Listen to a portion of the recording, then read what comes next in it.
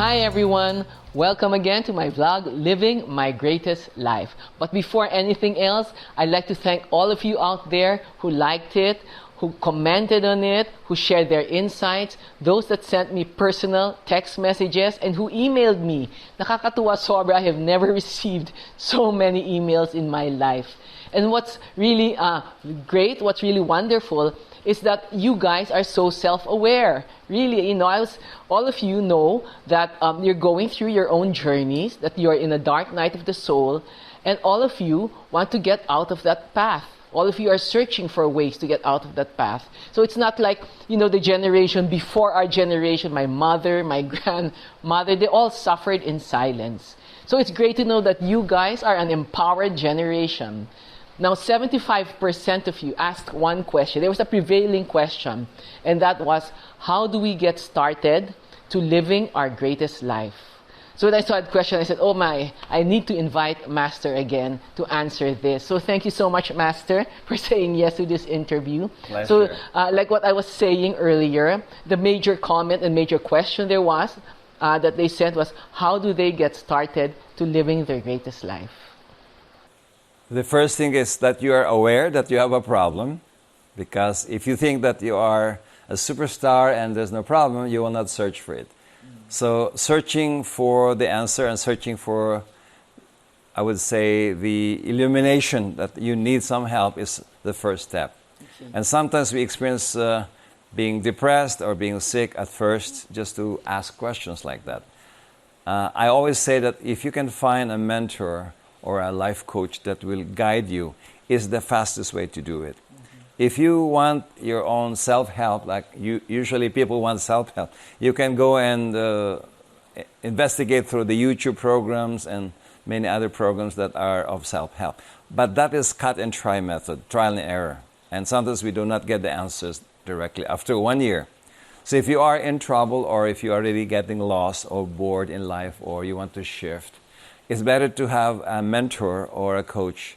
Or you can ask Rory what she has done to overcome the situation. But for me, I would start looking for answers by looking at what is really life and what are the components of life that are really in trouble. For example, it can be that only your career is so boring that you need to shift career, but you are happy with the family, your health is fine, and so on.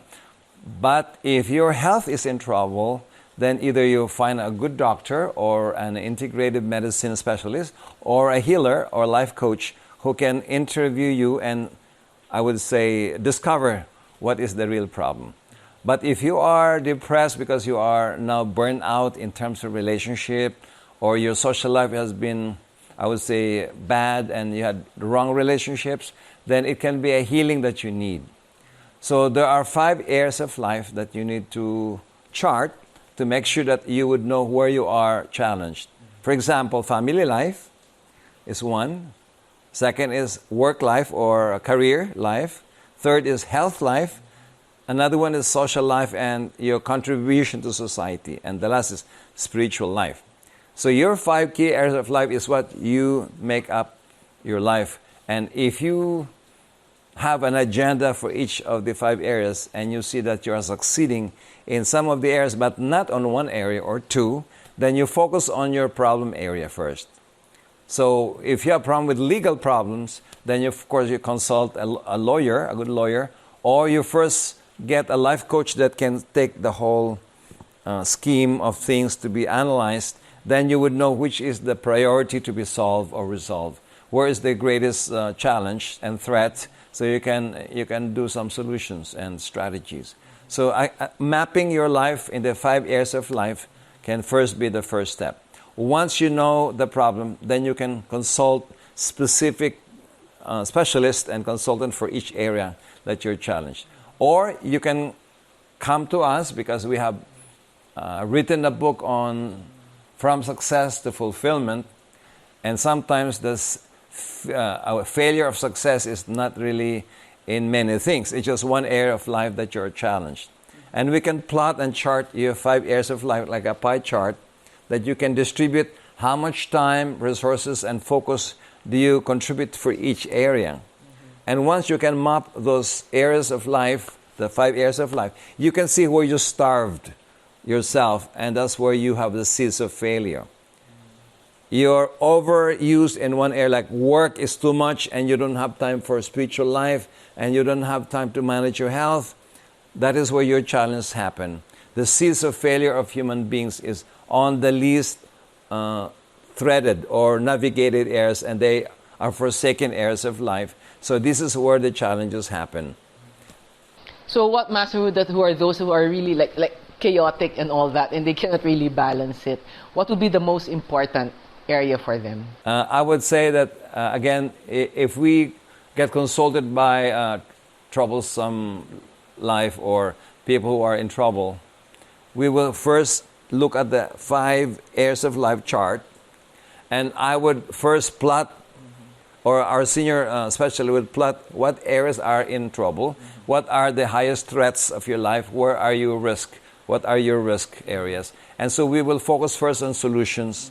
And most often, you need to distinguish what is the difference between living your life and existing. And that is where the challenges are. People cannot differentiate if they're really living or just merely existing. So what's the difference, Master, between living and existing? Well, when you are merely existing, it's like even the duck, the goose, wake up in the morning, take a bath, look for food, have romance, and then eat again, swim, and then sleep, and then the same day they will do the same. Some people are just in a routine and a rat race of daily living that they just merely exist. It's just like a natural phenomenon of just waking up, sleeping at the end, and in between is anything.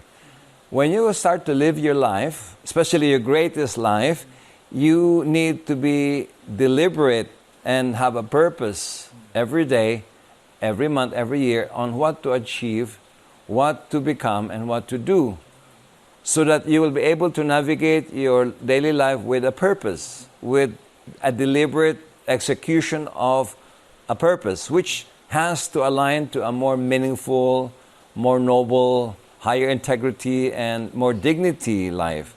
So when you start to bring purpose and meaning into your life, you are living, not just existing. When people don't have their purpose in life, where they don't have a deliberate agenda to fulfill every day and every month and every year, they are merely existing.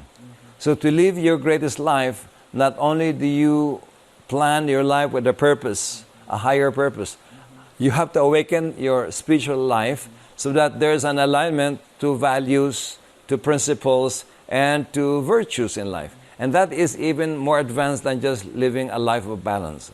So you will say, I live my greatest life because I have fulfilled these 5 areas of life and balanced them, and at the end, I will succeed in all of them, something like that. Okay. Master, let's go back to the 5 key areas of life, because when I got here and I was learning all of these 5 key areas of life, I thought I was living all. I thought I had a great career. I thought I was healthy, and then family was okay. I thought I had everything. But health alone is not just physical health. You know, I was very athletic and all that. Health involves also emotional and mental health, right? Mm-hmm. So how do you know? Because at that time that I had everything, I still couldn't get it together. And in fact, when I first took that test, I was so high in all, only to realize that I was low in a lot of places. So there's a thin line with the emotional. And when you say health, it's not just physical, but also emotional and mental health. So how does that all affect you? Yeah, in my teachings, especially we are teaching and certifying healing specialists and healing scientists, we do talk about the 5 levels of health. The physical health, which the doctors specialize, they will test your blood, your stool, urine, your physical body. That's the physical health. And I was okay with all of that. Yeah, you can have a good test from the doctor, but you are mentally disturbed or emotionally sad, you know. So the second one is vitality health. How strong are you, stamina-wise, vitality, your energy. This is not measured by the doctor because they do not have a measurement for vitality except are you strong or not strong? You know, like a binary question. But you can see that some people are exhausted halfway of their work. Like in the afternoon, they're starting to dwindle, and in the evening, they were not able to pull, a more active roles in life. So you need to measure your vitality health. How vital are you? How strong your stamina to keep on going?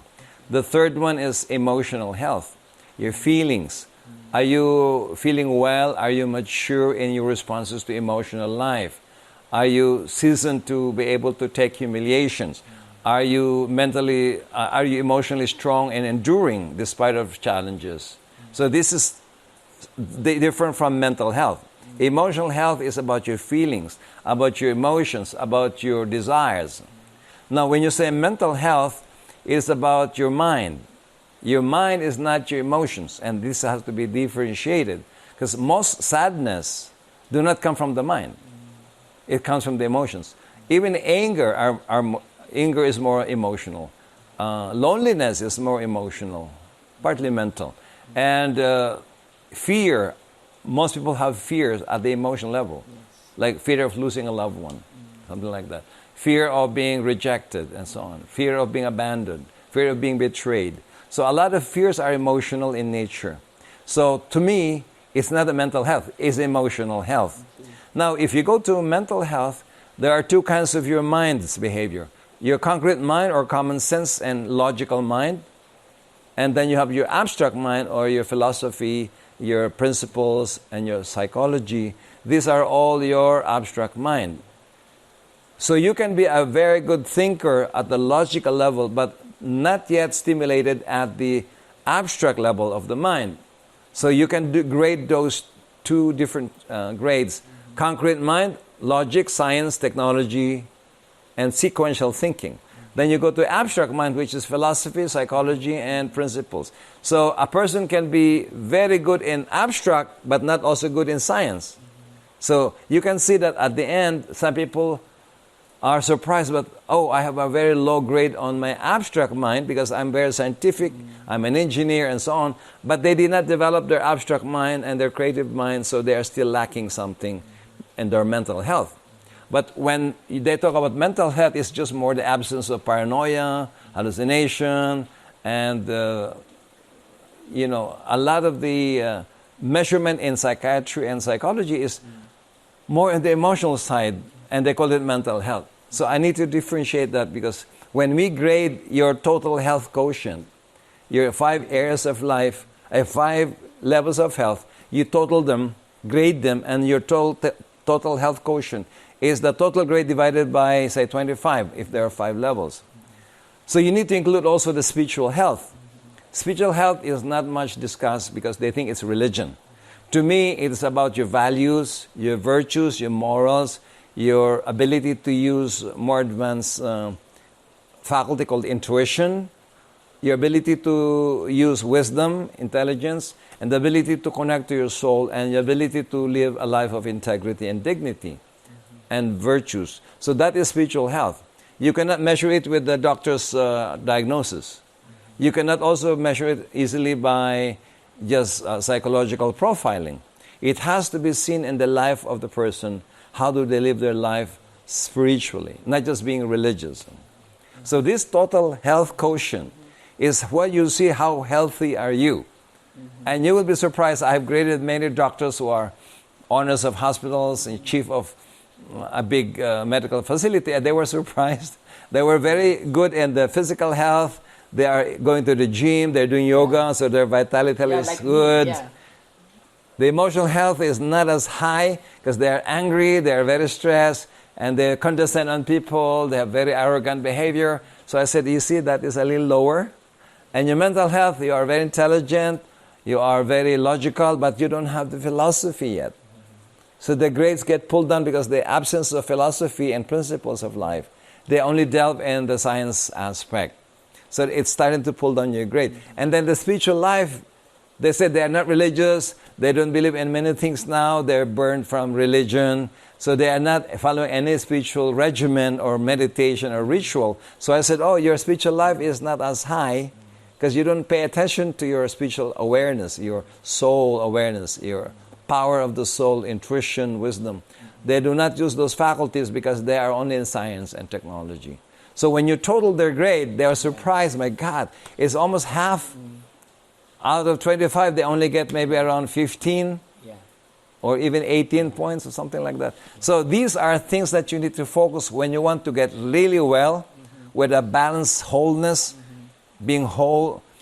Then you have to delineate the emotional health versus mental health versus spiritual health and versus vitality and versus physical health. When you can see that and you can name the problem area, then you can solve it easily. Okay, so there you have it. That's really, really very interesting. And that's really the first step to getting on the path to your greatest life. But I just want to ask one question, Master, because I know a lot of people who messaged me are very religious. Okay, so there's a thin line between religion and spirituality. Can you please identify? Okay, if you are religious, you are following a certain group ritual like a church, a temple, or a religious organization, and follow a specific dogma and principles according to their teachings and scriptures and their founders. Now, spirituality is more the inner involvement of your life to develop virtues, values, your dignity, your integrity, and also your wholesomeness. And it is very personal because it is different for each and every one. So even you belong to the same church, in the same family, in the same age group, one is more spiritual than the others, even you follow the same religion. Because it is measured by how much virtues you have evolved into and practiced daily, and how much service can you deliver out of these virtues. And so it can be measured by the service you do to society. Also your integrity and your character and behavior does reflect spirituality. So anyone can be religious but not always spiritual. Or you can be very spiritual but not religious. Or you can be religious and spiritual at the same time. See, these are things that needs to be delineated and explained. Okay, so thank you very much, Master. Sure. And there you have it, guys. So Master has given you the first step to living your greatest life, the 5 key areas of life. Once again, our health, our career, our family, our spirituality, and social and environmental contribution. And that alone, I graded myself so high, but when I zoomed into health and I learned about the total, the 5 areas, the total health quotient, my score went down. And that in my first year, that's what I really, really want. And also, Rory, I think you cannot get it in mostly a one-stop shop. Yes. You cannot go to a hospital and say, can you measure my spiritual grade? Or can you measure my mental health? So they will say mental health is they will put a biofeedback machine in your brain and measure your brain signal, which is not, because the brain is not the mind, you see. If you are thinking of the brain, it is the mind that is thinking about the brain, it's not the brain thinking of the brain. Yes. The brain does not think. It is more the hardware. The mind is the software. So in our healing practices, we do grade you on these. We do grade our clients on this. And we will discuss specifically, these are the problem areas and these are the lowest grade.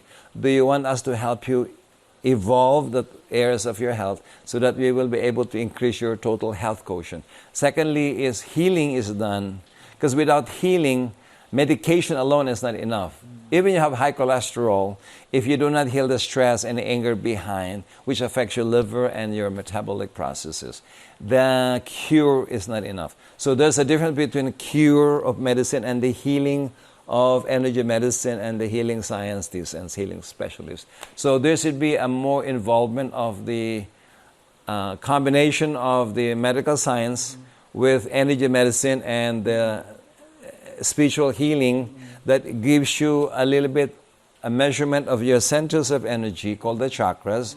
And we can see also the auras so that we can evaluate what part of your aura is having a challenge. What part of your body gets inflamed more because you have more red energy on those parts of your aura. So we can also evaluate using our energetic scanning and clairvoyance and third eye to be able to look through you, because the doctor does not see every symptom, because symptoms usually happen after the destruction or damage of the organs or when the organ is damaged already. So what we do is we forecast the energetic patterns of your auric field and your chakras or energy centers, and look where will be even your next challenge of your health by the energy evaluation, which the doctors and even the psychologists cannot yet look through. So that is something that we do ahead of time. So you don't have to suffer through diseases. you can remove them before they become physicalized as symptoms or organ failure.